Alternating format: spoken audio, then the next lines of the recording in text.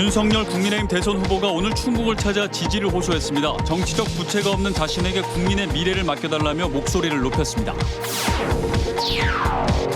심의보 충북교육감 예비 후보가 단일화를 제안했습니다. 하지만 다른 두 예비 후보는 대선 전국인 만큼 시기적으로 아직 이르다는 입장입니다. 확진자 수가 폭발적으로 늘면서 자가검사 수요가 치솟고 있습니다. 하지만 자가검사 키트를 구하는 건 하늘의 별따기입니다. 코로나19로 환자 안전과 편의를 위한 스마트 의료 시스템이 주목받고 있습니다. 지역 병원들도 스마트 의료 도입을 서두르고 있습니다. 여러분 안녕하십니까. CJB 8시 뉴스 시작합니다. 윤석열 국민의힘 대선 후보가 본격적인 선거운동이 시작된 뒤 처음으로 대선 풍향계인 충북을 찾았습니다. 윤 후보는 지난 5년간의 민주당 정권을 실패로 규정하며 더 이상 사탕발림에 속지 말고 자신에게 국민의 미래를 맡겨달라고 호소했습니다. 조용광 기자입니다. 충북 지역 전 현직 국회의원들의 지원 유세 뒤 단상에 오른 윤석열 후보는 현 정부와 민주당을 향해 날선 비판을 이어갔습니다. 민주당 정권은 거짓과 선동, 편가르기로 국민을 고통에 빠뜨렸고 과실은 자기들끼리 나눠먹으며 국민을 속여왔다고 주장했습니다. 또 소수에게 막대한 이익이 돌아간 대장동 사업은 명백한 부정부패 사건이며 부조리에 대해서는 편을 가리지 않고 척결하겠다고 목소리를 높였습니다.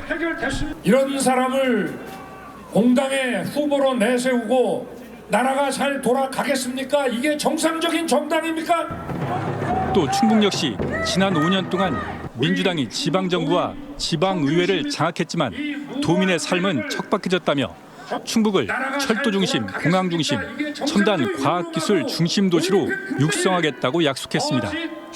윤 후보는 3월 9일은 국민 주권의 엄격하고 무서움을 제대로 보여줄 때라며 더 이상 사탕발림에 속지 말고 정치적 부채가 없는 자신에게 국민의 미래를 맡겨달라고 호소했습니다.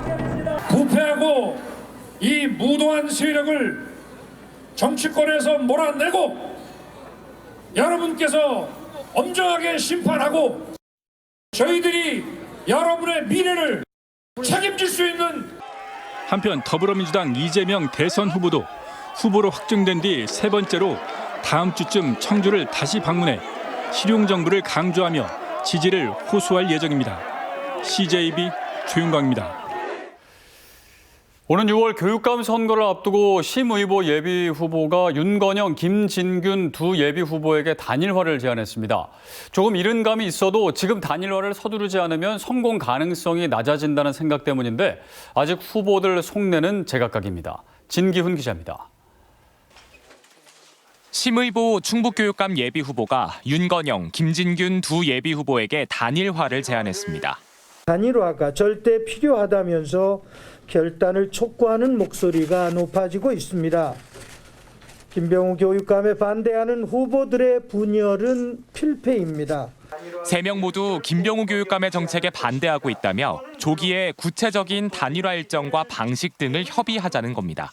예비 후보 시절이면 그래도 출발이기 때문에 단일화의 뜻을 서로 함께 간다면 뜻이 모아지겠지만 날이 갈수록 또 고착이 된다면 나중에 단일화가 되는 것은 어려울 뿐만 아니라 김진균, 윤건영 두 예비 후보 모두 단일화에는 긍정적인 입장이지만 대선 전국인 만큼 시기적으로는 아직 이르다는 입장입니다. 또 지난 선거 때 심 예비 후보와 황신모 당시 후보의 단일화 과정이 논란 속에 상당한 진통을 겪었다며 과오를 되풀이하지 말아야 한다고 강조했습니다.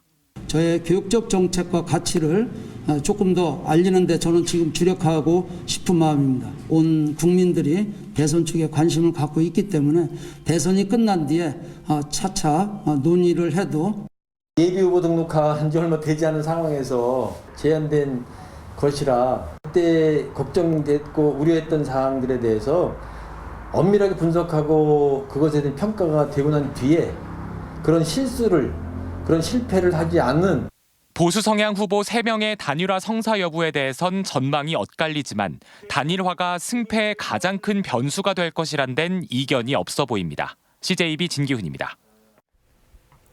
오늘 오후 4시 기준 도내 코로나19 확진자는 1,722명으로 어제에 이어 동시간대 두 번째로 높은 확진자 수를 기록했습니다. 자가검사 키트를 쉽게 구하지 못할 정도로 검사 수요도 늘고 있는데 방역 기준이 다시 강화될 것 같지는 않아서 확진자 수는 당분간 계속 늘어날 것으로 보입니다. 안정은 기자가 보도합니다. 편의점에서 어제부터 자가검사 키트 판매가 시작됐습니다. 하지만 1차로 들어온 물량은 단 20개라고 말합니다. 가수요가 상당히 늘어나는 것 같아요. 실질적으로 어제 한 20개, 아침에 20개가 들어왔는데 어제 한 5시, 오후 5시 이전에 다 판매가 됐습니다. 청주의 또 다른 편의점도 사정은 마찬가지입니다. 금일 입고 물량은 아예 없고 빈손으로 돌아간 사람이 수십 명입니다. 1인당 4개, 5개로 알고 있는데 그러다 보면은 한 4분, 5분 정도밖에 지급이 안 되는 거죠. 예, 한 분이 만약에 다 이렇게 사가신다면은. 어제 도내 코로나19 일일 확진자 수가 사상 처음으로 2,000명 선을 넘어섰습니다. 매일 확진자 수가 폭발적으로 늘고 무증상 확진자도 많아지면서 자가검사 수요가 치솟고 있는 겁니다. 식약처가 이번 주 전국 5만 1,000여 개 편의점 가맹점을 통해 공급하기로 한 자가검사 키트는 총 670만 개. CU와 GS25가 가장 먼저 판매에 들어갔고 가장 늦은 곳도 오는 18일부터는 판매를 시작합니다. 도내 지정약국 38곳에서만 조제가 가능했던 재택치료자의 처방약은 오늘부터 모든 동네 약국으로 확대됐습니다.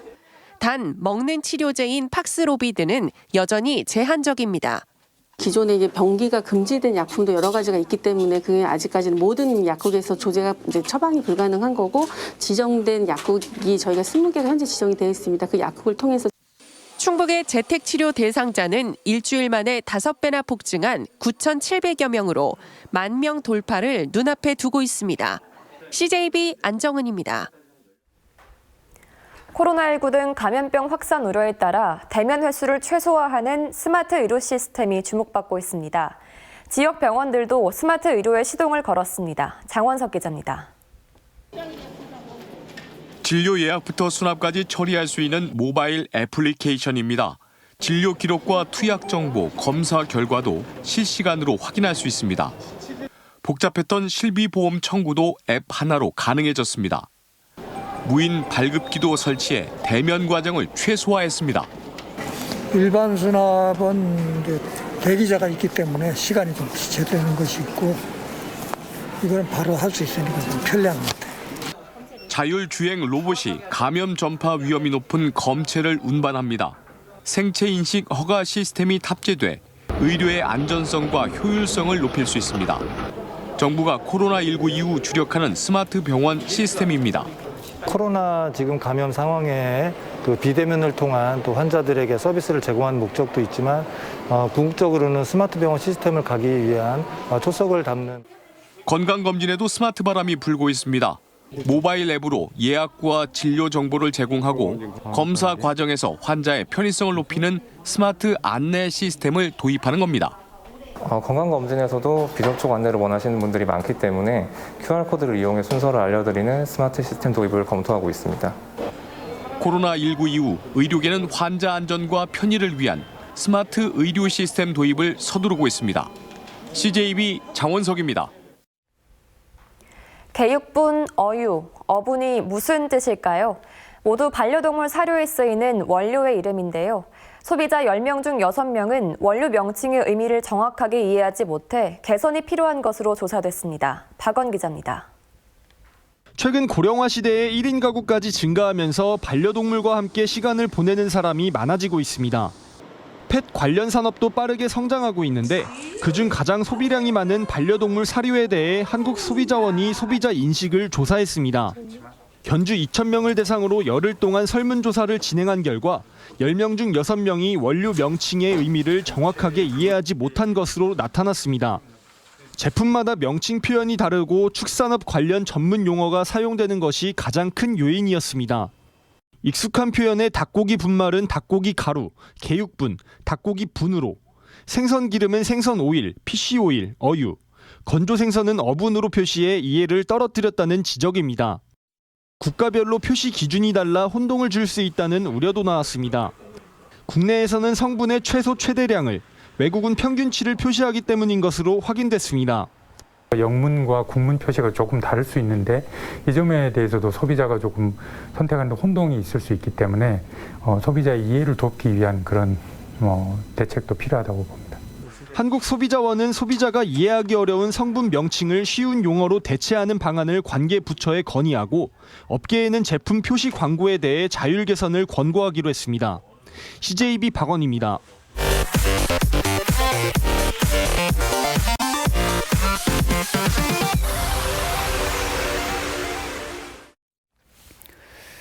충청북도는 이른바 엽기 구판 논란을 빚은 일광조계종이 주최한 2018 수륙대제에 이시종 지사의 이름이 적힌 연등이 걸렸던 것과 관련해 황당하다는 반응을 보였습니다. 충청북도 관계자는 당일 이 지사는 충주 세계소방관 경기대회 개막식 참석 등 바쁜 일정으로 수륙대제에 참석하지 않았고 지사 명의의 연등이 걸린 이유도 모른다고 밝혔습니다. 앞서 민주당 김의겸 의원은 가죽 벗긴 소 논란을 빚었던 종교 행사를 윤석열 후보 부부가 후원했다고 주장했고 국민의힘은 이시종 지사의 연등도 달려있다며 악의적 마타도어를 중단하라고 반박했습니다. 대선과 함께 치러지는 청주 상당 국회의원 재선거 후보자들을 대상으로 한 법정 토론회가 불발됐습니다. 청주 상당 선관위에 따르면 당초 오는 24일 후보자 토론회를 열기로 했지만 초청 대상이 국민의힘 정우택 후보뿐이어서 토론회 대신 각자 10분 내외의 방송 연설회를 진행하기로 했다고 밝혔습니다. 토론회 초청 대상자는 국회의원 5명 이상이 소속된 정당이나 직전 대통령 선거 등에서 전국 유효 투표수의 3% 이상을 득표한 정당의 후보자로 제한돼 있습니다. 아프리카 돼지열병과 조류인플루엔자가 확산하는 가운데 김부겸 총리가 이시종 지사와 함께 오늘 괴산군 가축 전염병 방역 현장을 찾아 추진 상황을 점검했습니다. 김 총리는 멧돼지 차단 시설과 거점 소독 시설 상태를 살피면서 지역 내 양돈 가금 농장 주변에 빈틈없는 방역을 당부했습니다. 충북은 가축 전염병 확산을 막기 위해 도내 23곳에 거점 소독 시설을 두고 있습니다. 청주시가 내년도 국비 목표액을 올해보다 5.6% 늘어난 1조 7,003억 원으로 정하고 정부 설득에 나섭니다. 국비 확보를 위한 신규 사업으로 6개 분야 7,500여억 원을 선정한 가운데 한범덕 시장은 메타버스와 2차 전지, ICT 접목 스마트 사업 등 미래 신성장 분야와 연계된 국비 사업을 추가 발굴해달라고 당부했습니다. 신청사 착공을 앞둔 청주시가 보상금 인상을 요구하며 이전을 거부하는 청주병원을 상대로 낸 명도소송 1심에서 승소했습니다. 청주지법은 손실보상금에 대한 다툼이 있더라도 인도 청구에 영향을 미치지 않는다며 청주시 손을 들어줬습니다. 비록 청주시가 1심에서 승소했지만 청주병원이 항소를 하면 대법원의 최종 판결 때까지 행정 대집행은 현실적으로 어렵습니다. 이 때문에 청주시는 옛 지북동 정수장의 일부 땅을 청주병원에 매각할 수 있는 특별조례 제정을 추진하고 있습니다.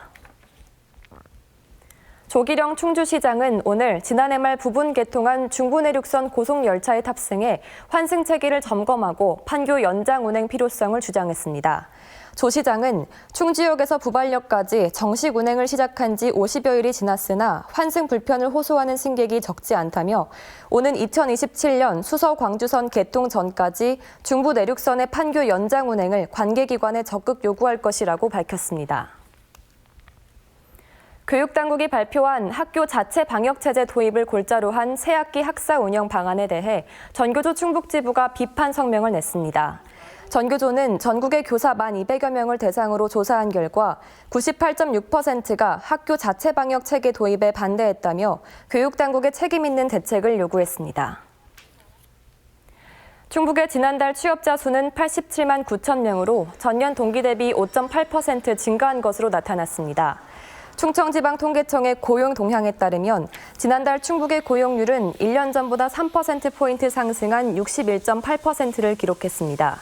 실업률은 0.4%포인트 하락한 3.8%, 비경제 활동 인구는 50만 8천 명으로 지난해 1월보다 6.8%